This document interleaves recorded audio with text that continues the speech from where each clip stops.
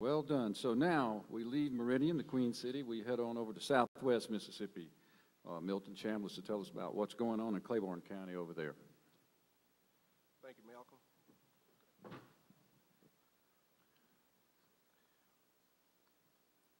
When I started my job in Claiborne County last summer, one of the things that really struck me was just the beauty of that part of the state of Mississippi. And being a history buff, enjoying the outdoors, sort of being an outdoorsman, the softer side of me, being a Civil War buff, I found that I felt right at home with all the features and benefits that were available in that area. Of course, I was brought in to bring in industry, and we had a new strategic plan, and it even had a great name, so we were definitely fitting into this small place with big ideas category. And it was called Claiborne County, an emerging regional destination. And before I went to took the job and was touring the county, I wanted to see the industrial park. And does anybody remember what happened last spring? I discovered that my industrial park, my 600-acre industrial park, was part of the Mississippi River for 2 months. It's an aquatic park, right? Yes, okay. And lo and behold, I happened to go to this meeting up here in Jackson about the creative economy. And it was a godsend because I'd already developed my plan of action, and all of a sudden I had a study that just validated the direction that I wanted to move the county in, because I very quickly recognized with that situation with our industrial park, we were going to have to move in some different directions. And then last fall we had a great development that had been brewing for a while, but it had actually started to come to fruition, and that was the expansion and upgrade of the Grand Gulf Nuclear Power Plant. That's a $750 million major impact project for the region, and of course it adds more power at beneficial electrical rates for the entire state. But what Grand Gulf actually has done for us is it's given us a short-term economic boost in our county. Claiborne County is about a $30 million economy. You've got about a $13 million a year retail sector. And we've got an expansion project that's creating an economic impact of between $2 and $4 million on an economy of that size. So that's a major impact. We've got between 300 and 500 workers, skilled workers from all across the United States living in Claiborne County. We've got more dispersed throughout Southwest Mississippi, Vicksburg, Natchez, and in the Jackson area. We've got over 100 of our local citizens working on construction, making good money out there. And so all of a sudden, we've got about 500 people working in our county, making good money who weren't working before. So what that has done for us is, with the creative assets that we have, we've been lucky enough to be able to open 2 restaurants. Now that may not be that big in Jackson, but getting 2 restaurants open in Port Gibson is major. One of those restaurants is an internet cafe. So we have an internet cafe in downtown Port Gibson. Now that not only means something to me, but if you are a person working at Alcorn or a student at Alcorn, which is in our county, that's a big deal to have an internet cafe in Port Gibson, Mississippi. if you're one of these out-of-town workers and you've been working hard all day and don't have anything to do, we actually have people jogging around downtown Port Gibson and up and down Church Street. So we've got a beautiful city, we've got a wonderful county, and we've got a number of cultural amenities to be able to take long-term advantage of. So we're trying to take a short-term economic boost and create permanent assets from it. Now, if a person happened to visit Port Gibson, if they'll go to our website, we've designed it to be interactive so that if you're driving in and you Google us, you'll come up with us. And we don't know what your interest might be. If you're a tourist, you might go to some of the things that tourists might be interested in the county. And that's real important for us because just this past week, I've run into a group of people from Tasmania. I've run into a group from France, a group biking from Colorado. And we have people from all over the United States. We've got 4,000 workers at Grand Gulf Nuclear Power Station working that are sort of migrant nuclear workers. Well, guess what?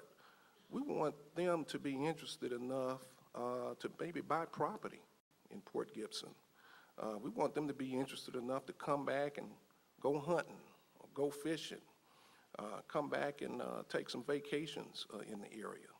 So we wanted to develop something that we could leave with them and they can take with them and remember us by.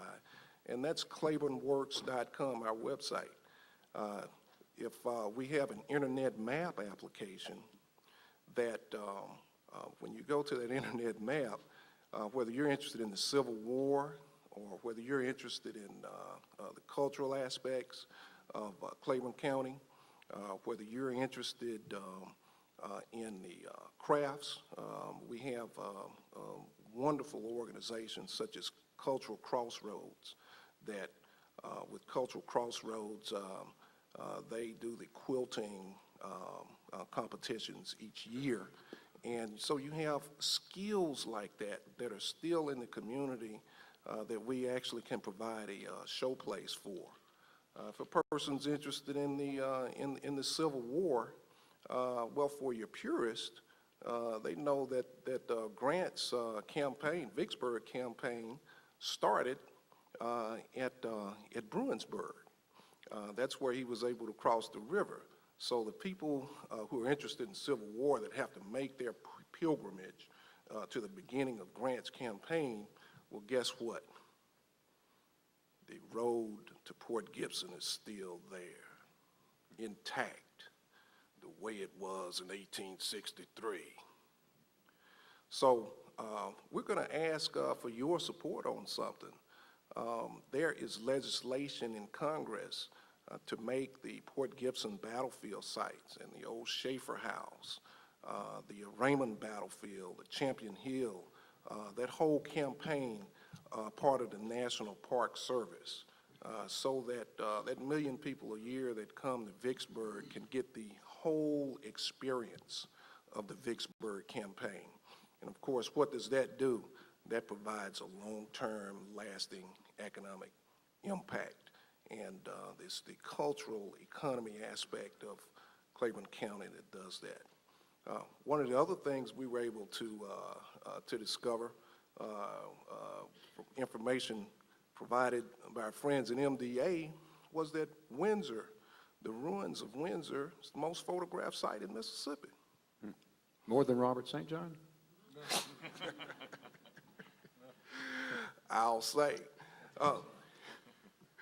But now, how do we capture that and convert that fact into dollars?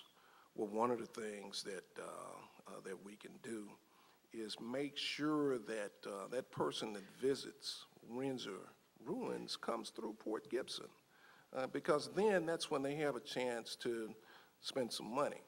So we're at the beginning stages of doing a feasibility study to develop what we're going to call the Claiborne County Heritage Center It's actually a visitor center, but we're going to develop that into a sort of must-see stop. Because if we're going to develop ourselves and develop our economy into an emerging regional destination, we've got to create those destination points. And so one of the things that we'd like to do with our creative economy approach is we have been able to identify available properties that a creative entrepreneur could actually focus on. So we have a property that's available called the Depot, which is the old train station. We haven't had rail service in many, many years in Port Gibson, but we have actually one of the most well-preserved and exciting train depots probably in the state. So the Depot is an available property that we list actually on our website. You know, most economic development websites are not going to have retail on it, but we have that on there because the creative economy is important to us. And so we have developed a way to actually feature a very important property to the creative community that may want to open up a destination restaurant, that may want to have some night entertainment, that may want to have some live jazz and blues and country music and blend all the cultural aspects that we have and really create an exciting destination point in Southwest Mississippi. And then we have one of the last remaining producers of melanin plastic dinnerware in the United States in Port Gibson. And you might say, well, how does that relate to the creative economy? This manufacturer can actually produce products to order and very specialized products. And so one of their main customers has become the United States Navy. So many of the ships that you see at sea actually use their dinnerware, and they've got all of their emblems and insignia on their dinnerware. And so for artists and for people who are very, very creative that might want to create their own line of signature dinnerware, we have a Mississippi manufacturer that can produce that for them. They don't have to go all the way to China. Matter of fact, we have a manufacturer that can actually sell China to China. Thank you, but that's how we sort of have developed our creative economy strategy and how we're trying to take advantage of it in Claiborne County. Appreciate it. Thanks, Milton.